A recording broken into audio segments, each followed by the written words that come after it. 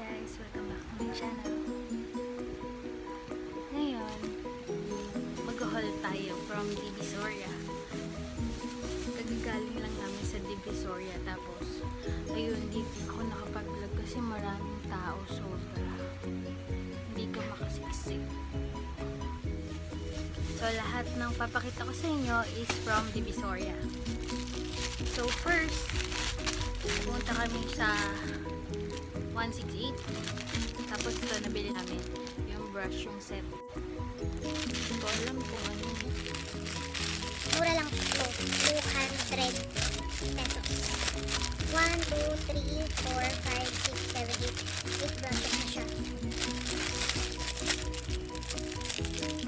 Una, ito yun. Maganda lang siya. Tapos, dalawa. Medyo angle brush. Tapos, ito.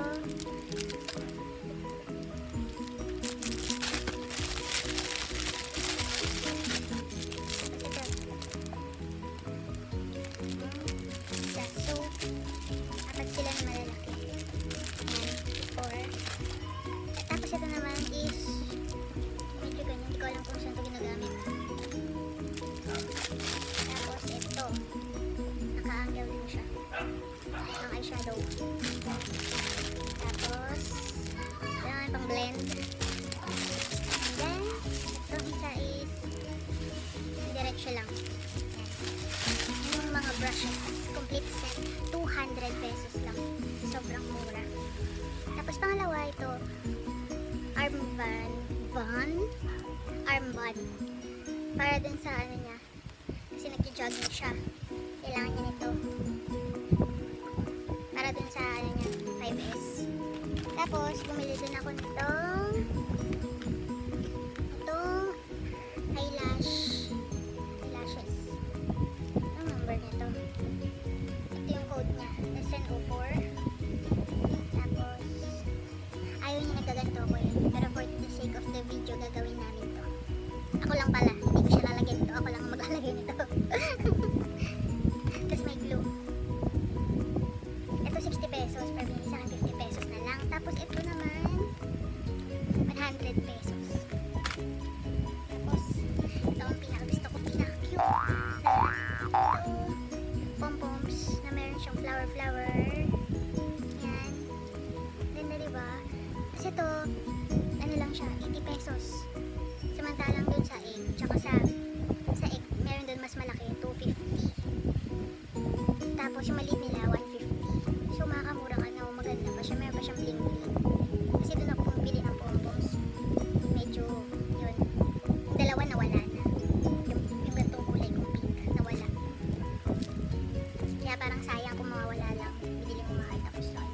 Ito rin yung dalawa, for 150.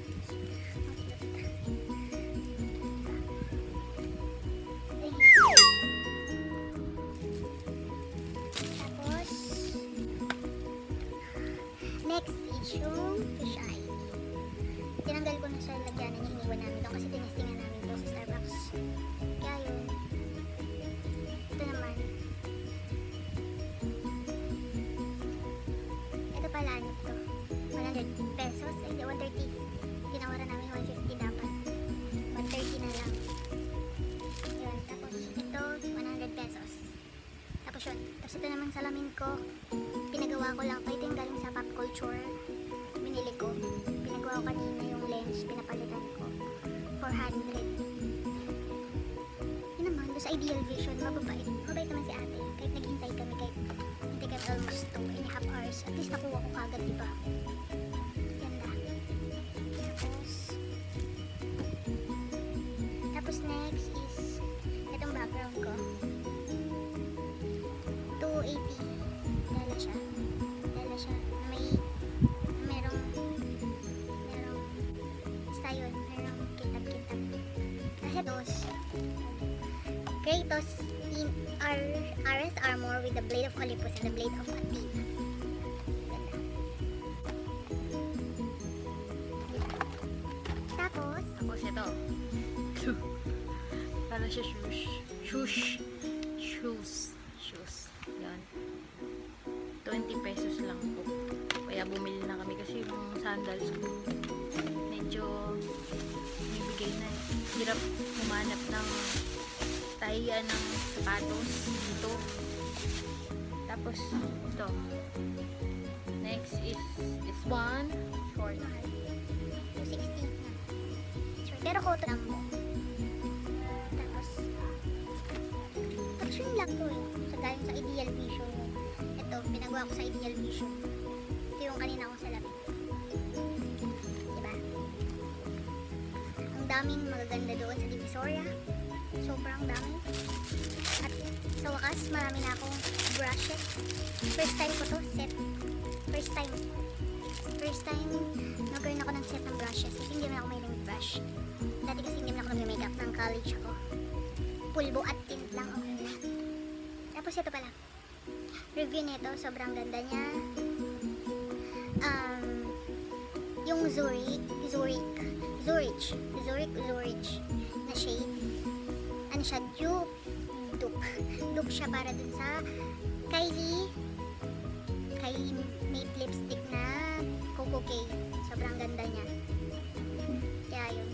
Perfect siya for fair skin, morena. Yun, maganda siya. Tapos, pag in-apply mo siya, nagme-matte siya, nagmamat. Yun, ganda, sobra. Highly recommended to.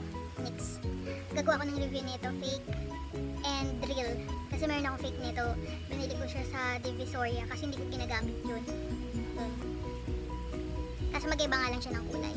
Tingnan natin kung ano ang kanilang pinagkaiba. Tapos itong bittersweet magenta, maganda siya kaso parang namumuumuo siya dito sa lips ko. Ewan ko lang. Nakita ko rin to sa iba eh. Parang namumuumuo. Pero maganda pag nabili na maayos. Kasi itong suot ko Dalt. KJM Dalt. Yun. Tapos ano pa ba? Yun lang. Wala na. And thanks for watching. See you on my next vlog.